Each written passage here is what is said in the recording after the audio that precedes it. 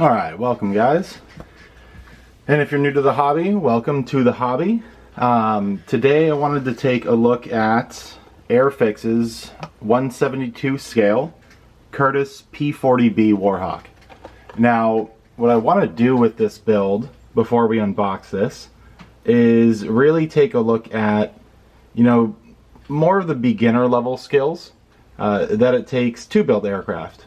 We'll do this with armor as well. But for the most part, a lot of these skills are going to be basic model building skills. So yes, will this be tailored towards kind of building your first plane or your second or third? Yes, but it'll just be models in general. And because of that, I wanted to take a look at this particular kit for a couple reasons. So when you get an Airfix kit, on the back is going to be the paint schemes. Now, this is a very, very simple paint scheme. A lot of aircraft, even though every aircraft is two-tone, which makes it a little bit difficult, most aircraft, especially in World War II, have multiple colors. This is really olive drab, and then this compass gray. So we'll just call it a light gray. I have a regular olive drab, it is matte. It's just not the Humbrol one. And the compass gray, I don't know, I have a neutral gray and some light grays, so we'll figure that part out. But what I like about this particular paint scheme is silver, matte trainer yellow, which count that one out, but we'll just use a regular yellow, which you'll need if you're going to build aircraft. But matte black, gunmetal, compass gray, and olive drab. These are all colors that you will be using on other kits, right? You're always going to use silver for metallic parts. Matte trainer yellow, this can be used for propellers, anything like that. Like, again, we're just going to use a regular yellow. We'll see how it looks in the model. Maybe it'll look great, maybe it won't. But matte black, always going to use. Gunmetal, you're always going to use. Light gray, not so much, to be honest, although you will find a use for it on aircraft. And then olive drab, if you're building Allied tanks, anything, even a Russian or a British tank, you could get away with it. The greens are technically different, but who's going to look at your shelf and tell you that, right? So if you are new to the hobby, this is a great kit to get because of that. Because they're paints that, yes, will you buy them for this? Sure. But you can use them on other kits. Now you can see the price of this is $12.99. Airfix does make starter and gift sets, dogfight doubles, a whole bunch of different things. And to be honest, they're all the same. They should all be called starter sets. They come with paints. They come with a tube of, I forget the brand, but it's some kind of like old school cement. And then they come with a brush. Now, I did not get that because I have so many paints. I don't need any Airfix paints. And I also wanted to build this particular one. I couldn't get it in a starter set, so it is what it is. At the end of the day, for $17, you can get the starter set. If you bought a brush at like Michael's or Hobby Lobby or something like that, you buy, the extra thin tamiya cement you're going to see us using, and you buy those 5 colors, you're probably looking at about $30, $35. So it is more to buy it all separately, but not a whole lot more. It's not crazy because you're going to use those paints again for other kits. So that's what we'll be doing. But let's take a look. Let's open this up and let's see what we are going to be getting into. All right. Dropping my decals.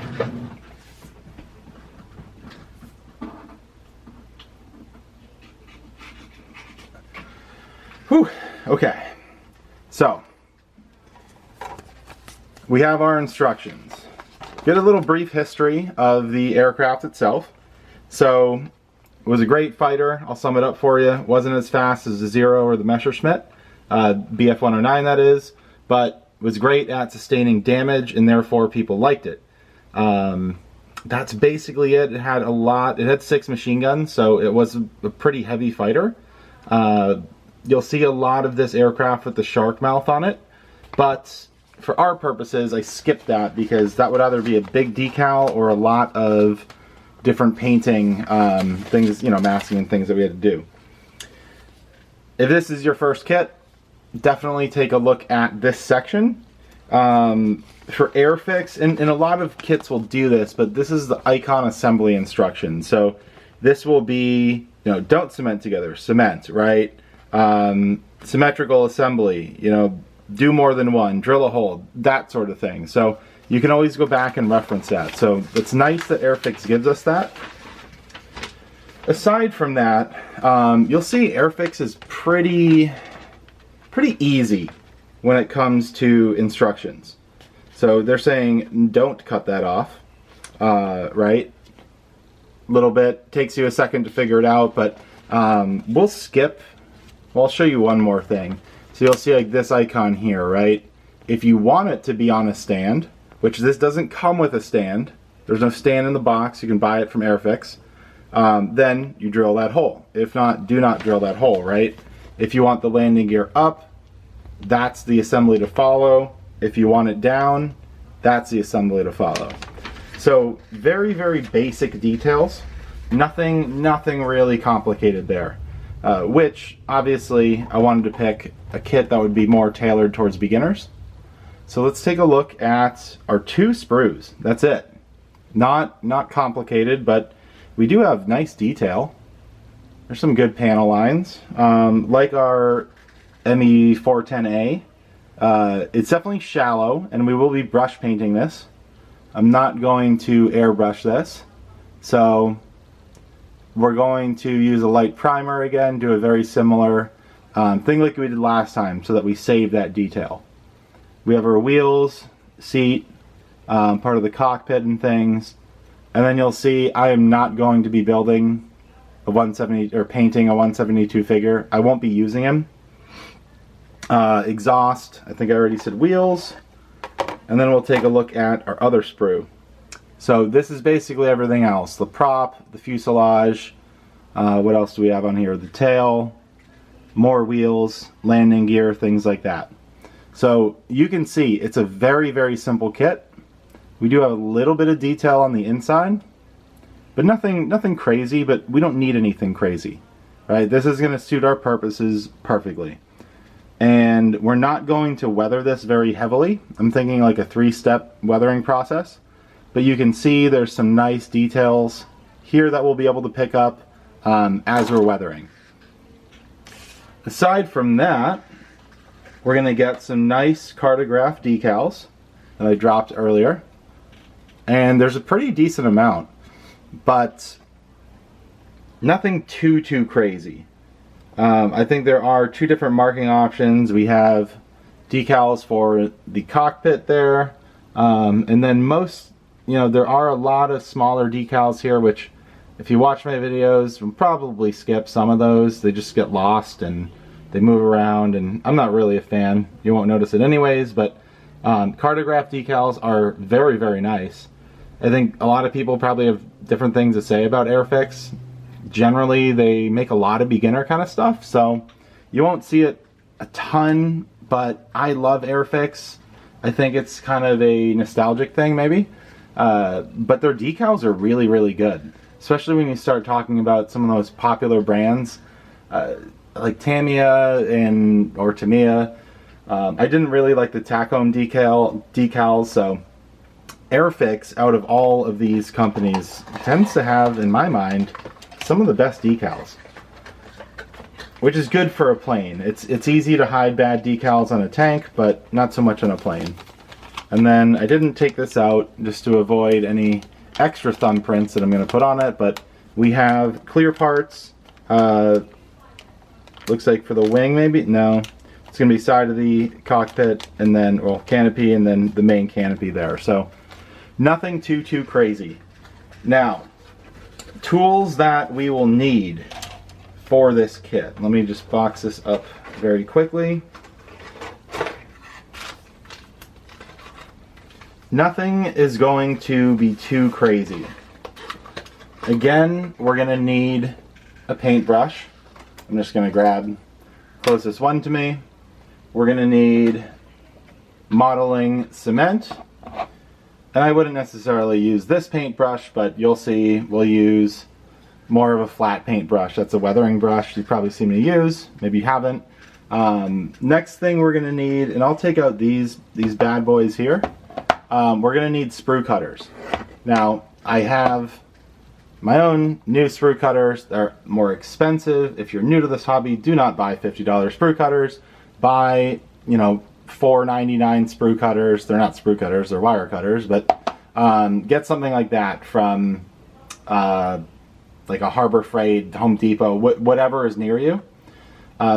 Next thing we're going to use is a sanding stick.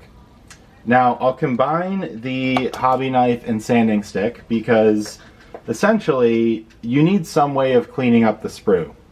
The sprue gate, aka the part where the sprue, you know, meets the part. You snip it, now you have this kind of rough little edge. It sometimes isn't put in a good spot, so it'll keep pieces from fitting together. So we're either going to, and you can use just one or the other.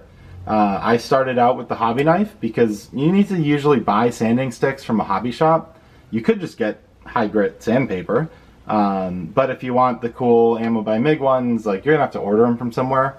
I've never really seen them in a hobby shop, but I only have Centerline Hobbies by me, so, and love them, shout out to them as always, but they don't have sanding sticks. So I had to get these online. I've had them for a long time, but this is 320 grit, which sounds really low, but I've used it and painted over it, and it's completely smooth. So this is a really, really good. I started out with like 1200 because I was afraid that, you know, it was going to be too rough. I've never really had a problem using 320. Now it's worn down, as you can see. Again, I've used this primarily for a year, so maybe that is part of the reason, but get yourself somewhere, and if you feel like that's too rough, maybe 600 grit, 800 grit is generally what I've heard is going to be the best.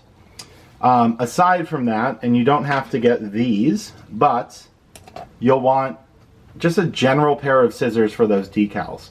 Nothing really crazy, but something to cut those decals apart. The next thing that we're going to use is Tamiya's Mark Fit. Now there is, Micro Sol, I forget the name of the other one off the top of my head. There's Tamiya Mark Fit. There is, you know, I have an Ammo by MIG one in here somewhere. It's like a two-part thing, but there's decal fix. Whatever it is, I like Tamiya's Mark Fit because there's only one. Every other product seems to have two. Then you have to buy two things. They all cost the same, so you do the math. Then, last thing outside of this that we're going to need is paint. Now, I will at the end of this video, after painting, we will do some light weathering.